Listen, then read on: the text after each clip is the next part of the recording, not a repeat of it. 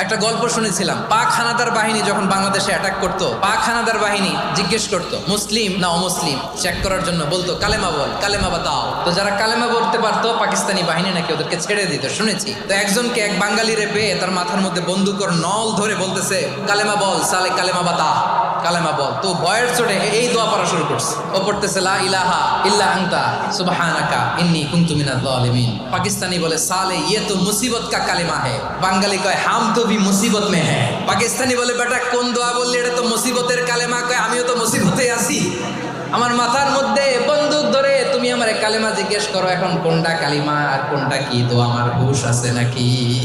লা ইলাহা ইল্লা আনতা সুবহানাকা ইন্নী কুনতু মিনাজ জালিমিন। বিষ্ণুই বললেন দেয়ালে পিঠ থেকে গেলে, চোখে মুখে অন্ধকার, বাঁচার কোনো উপায় নাই, তখন এই দোয়াটা পড়তে হবে।